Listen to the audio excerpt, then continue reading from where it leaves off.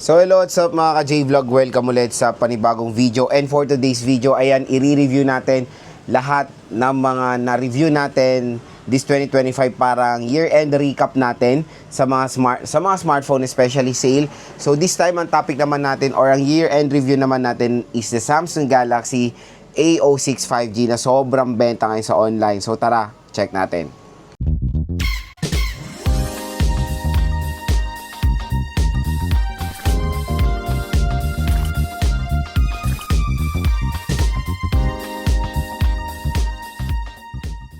So yun mga ka-J-Vlog, for today's video, itatopic ulit natin or year-end review natin ang isa sa sobrang benta na tablet ngayon, which is sa Samsung Galaxy A06 5G. So itong smartphone na to ay grabe, solid, napakamura na lang nito sa online kasi usually ang SRP nito is around 8,500 pesos for the 4GB 128 at nirelease to nung I think early 2025. Yes. Pero ang magandang balita kasi sa A06 5G mga ka-J-Vlog, parang ewan ko ba, naganahan siguro si Samsung mag-sale. Nagsimula to nung mid-2025 na unti-unting bumabagsak ang presyo ng mga Samsung devices. Hindi lang A06, lahat, A16, A56. Sa online po again, pag bibili nyo po to sa official stores sila sa mall, medyo mahal po or SRP. There's a possibility na SRP po makukuha nyo. Pero dito sa ating link, sa online, sa official store ni Samsung sa online, dito sa view products natin, mura lang po ang A06 5G. As of ngayon, December 2025, usually pwede nyo siya makuha around 4,000 to 5,000 pesos. Meron pa tayong additional voucher. Again, bukod doon sa discount ng shop, meron pa kayo makukuha additional discount dahil dito kayo galing sa ating YouTube video at dahil click nyo itong product link na to na up to 1,000 pesos discount voucher. So marami na nakakuha ng mga voucher na yan and hopefully na-enjoy nyo yung unit nyo at sobrang laking tulong of course na matitipid nyo na pwede nyo magamit for your Noche Buena or pangregalo nyo pa or pagbigay nyo sa mga inaanak nyo. Napakalaking tulong na maka-discount kayo ng kahalati ng 4,000, 3,000 pesos, diba? And yan naman talaga ang dapat na price ng A06 5G.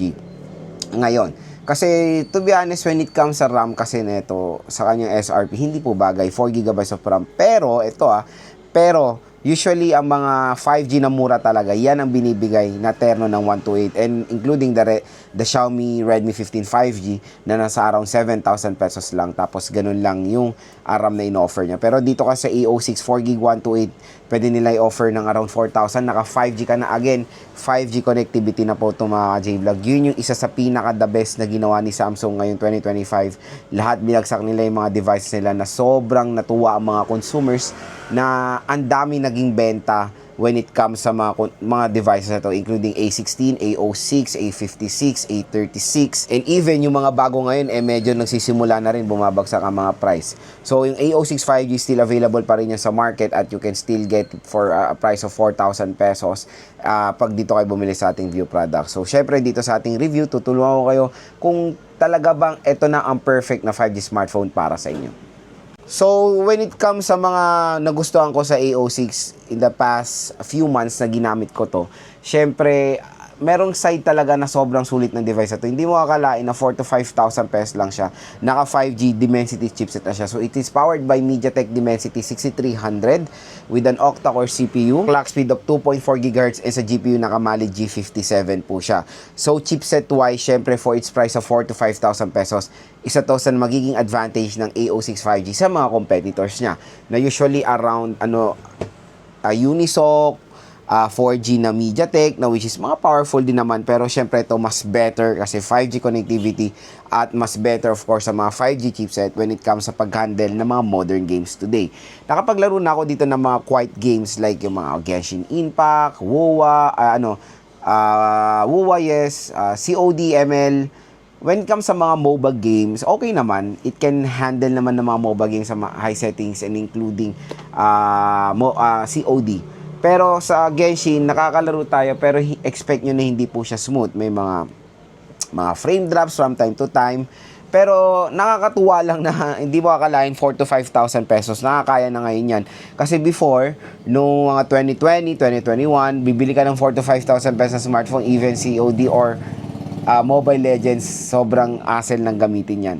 Nakakatuwang innovation ng mga smartphones na nakikita na natin ang mga dating ina-achieve lang natin sa mid-range ng mga chipset. So, yun lang, sobra akong na-appreciate kung ano yung mga ino-offer sa atin ng mga brands today. At nakakalungkot lang din sa part ko minsan, dito of course sa ating mga comment section, na nakukulangan pa sila sa binibigay ng brands. I don't know why. Again, ang 4 to 5,000 pesos, hindi po malaki na presyo yan. Especially when it comes sa mga smartphones. Ang mga pagkain nga natin, mga basic commodities natin, ang tataas na ng mga price, diba? Expect nyo itong mga smartphone na to, nakakatuwa, na pababaan sila ng pababaan ng price. Appreciate na lang natin, diba? Na yung 5,000 pesos, hindi po malaki ang pagdating sa smartphone. Kaya kung gusto nyo ng mga solid na specifications, super smooth, syempre mag mid-range ka, mag-budget ka ng 15,000, 10,000, 10 to 15,000 or 20,000, ayan, meron ka ng mga magandang smartphones na mga better performance, better display. Pero dito kasi 4 to 5,000 pesos, ma-appreciate nyo na yan. I know yung iba hindi ma-appreciate ang ibibigay ng Samsung, pero ako as a content creator, ako, to be honest, usually ang majority na gamit ko is mga flagship devices. Pero gumagamit din ako ng mga budget or entry level para ma-share din yung thoughts and opinions ko about sa mga smartphones na to. Nasa ganitong presyohan, nakakapag-handle naman sila ng mga quite na mga games na pwede nating makuha sa mga higher smartphone prices, diba? And again, hindi naman po lahat ng mga consumers ay gamers. Yung mga ibang consumers, ginagamit talaga nila, top priority nila sa work is of course smartphone. Kailangan nila ng mas magandang smartphone, mas better connectivity, mas better yung battery, at gagamitin nila for longevity. Ito na ang magandang isuggest sa inyo, ang Samsung Galaxy A06 5G. Pero Lods, okay ba ang 4GB of RAM ngayon 2025 including 2026? Yes. Minimum na po yan. Again, ang 4GB of RAM, okay naman yan. Depende na lang kung magkano nyo nakuha yung smartphone. Kung 4G yan, tapos nakuha nyo ng 8,000, wag na wag kayong papayag. Wag nyo bilhin yan. Pero kung 5G yan, sa around 7,000 acceptable for its specifications. Kasi yung una dyan na para ma-achieve ang 5G connectivity, ang unang tinanggal or inadjust ng brand is yung RAM. 'Di ba? Hindi mo naman kasi pwedeng makuha lahat ng mga gandang specs sa isang smartphone sa murang halaga lang. Ang mga brands ay kailangan mag-cost cut, kailangan nilang i-balance ang specs kung magkano nyo lang talaga nabili yung smartphone. Pero sulit naman, di ba?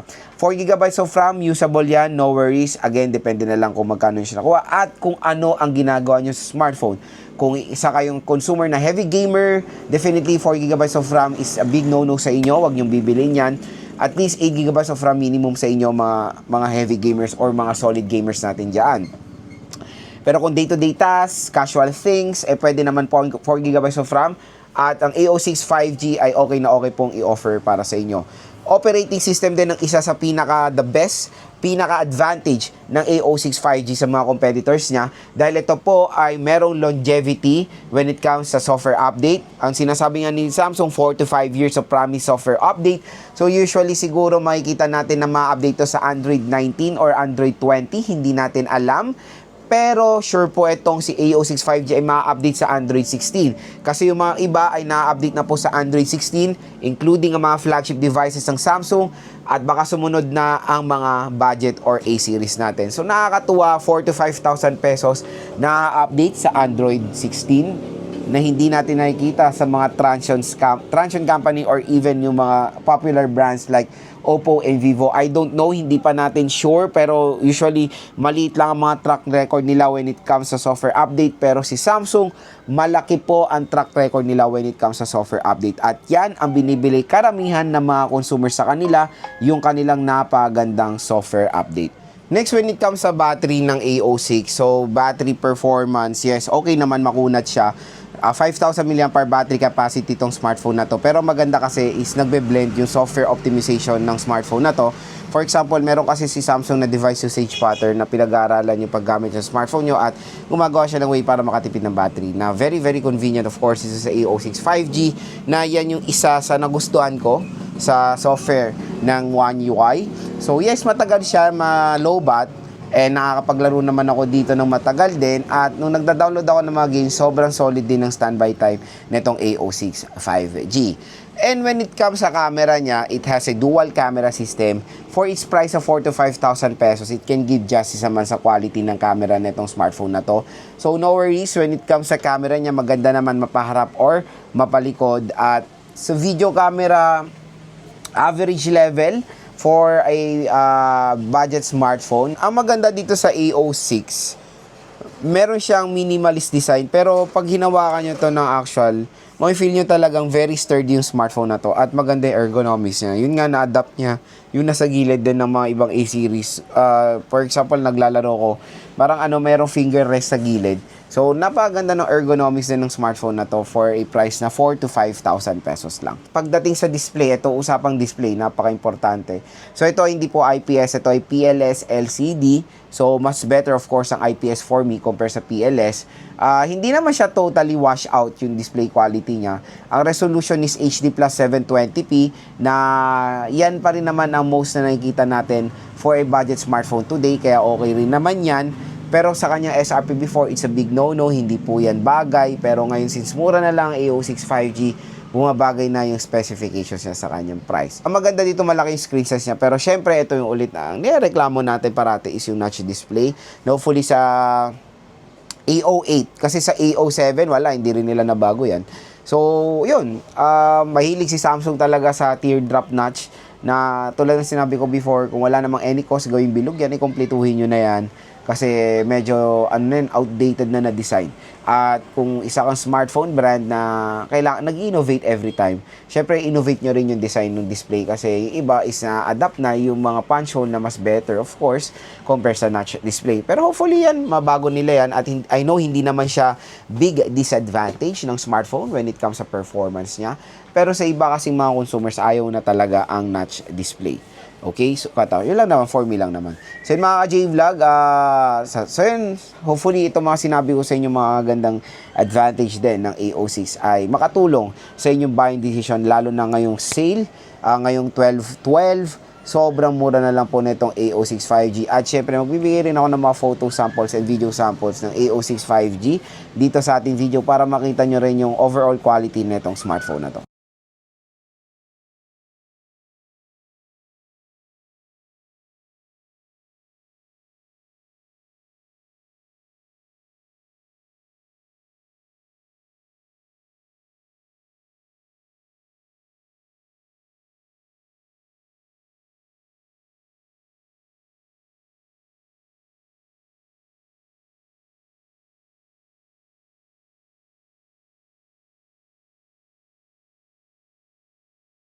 So yun mga ka-J-Vlog, ang pinaka main question, Lods, okay ba or sulit bang i-purchase ang A06 5G ngayong 2025?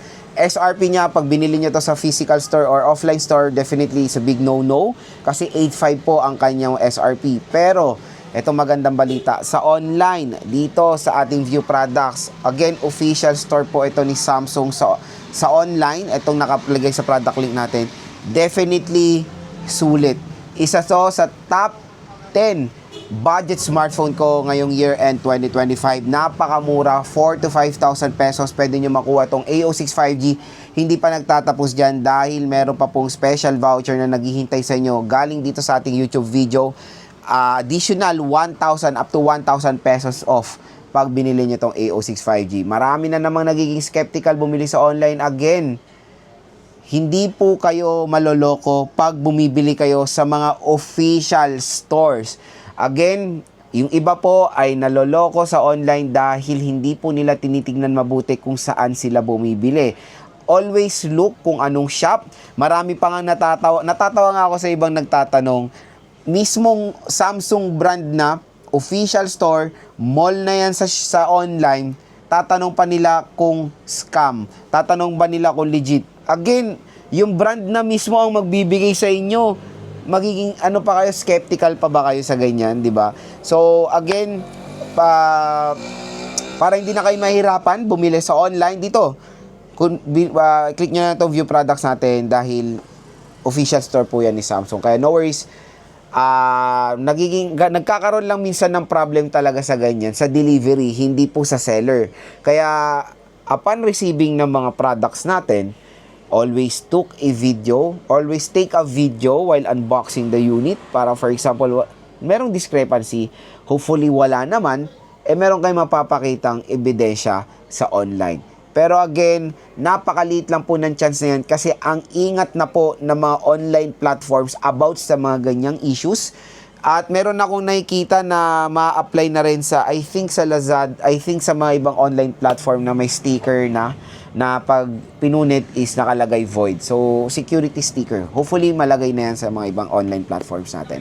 So, yun mga ka-J-Vlog, a must buy ang AO6 5G ngayon 2025. Hanggang may stock dahil ang bilis pong maubos na ito. I-click nyo na to or bilhin nyo na to sa ating View Products dahil mura at bagsak presyo lang po yan ngayong holiday season.